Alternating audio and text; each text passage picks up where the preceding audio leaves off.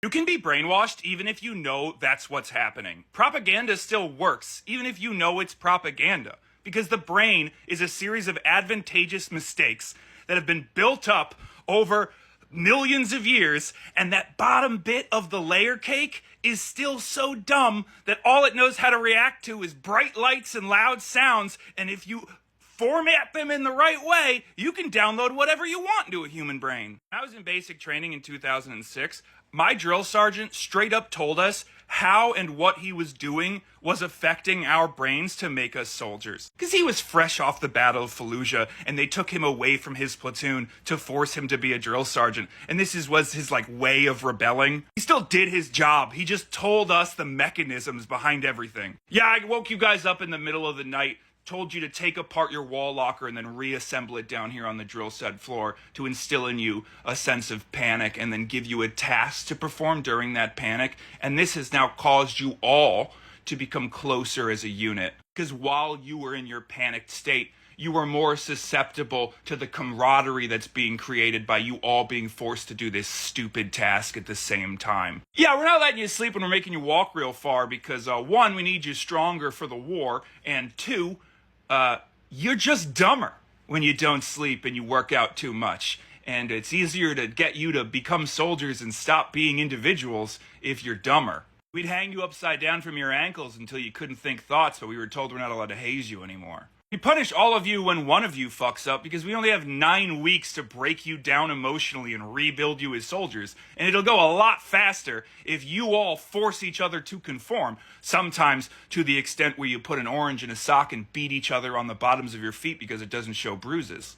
Well, it's graduation day, everybody. Now that you've slept outside in the bitter Oklahoma cold in half shelters we haven't used since Vietnam, we're going to do a 15K ruck march, and then we're going to low crawl under a live fire exercise. Now, the bullets are way too far above you to hit any of you, even if one of you idiots stand up, because we need more bodies on the front line, and we're not going to expend them here. But that threshold you feel like you've crossed, exhausted, and hearing the rounds going above you, is really going into imprint when we give you a speech about how you're a soldier now and play the Toby Keith song American Soldier in the Dark. And I personally am going to give a speech about how we're all soldiers now, and that is going to stay with you for the rest of your life. You won't remember your childhood friends after the bombs, but you'll remember me, Drill Sergeant Carroll. Your dad's going to have a sad expression when he tells you a childhood story of yours that you don't remember, but you will remember that I was saved by a Snickers bar in Iraq because I went to the mess hall every day at the same time and then one day decided to just eat a Snickers bar in my hooch, and then it got hit by a bomb, which would have killed me. That's going to live in there forever. Not your childhood, though. He didn't say that last bit. That last bit was dramatic irony because that part's just true. But as he was not from the future, he had no way of telling me that. Though I do think he knew, as all veterans do. The propaganda's still in there.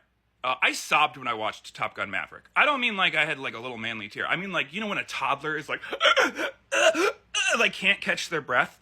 That movie had the perfect shaped propaganda to fit into the slot in my brain that was built for it by the US military. A soothing blanket of America's never done anything wrong, and the only real antagonists are this guy who doesn't think Tom Cruise can fly the plane good enough, and the unnamed terrorists in the unnamed country that's just an excuse to do the Death Star run with a few more turns. And even though I knew that the whole time, I knew as it was watching, I was like, this is just propaganda. And at the end, I was like, this is just Star Wars. I still sobbed the entire time.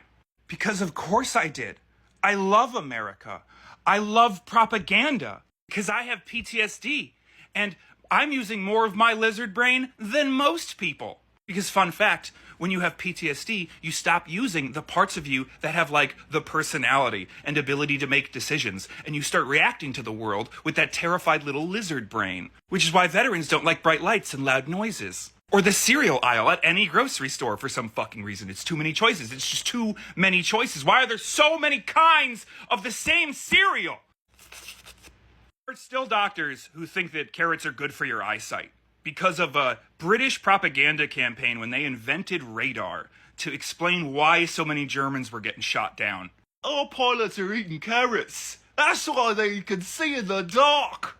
That's what World War II British people sounded like. I'm sorry, Nana. Oh, but Pat, carrots have B-carotene 1740, and it'll make you see in the dark. It was a propaganda campaign. The only inoculations to this are like education and reading a lot and trying to avoid being bombed in a foreign war.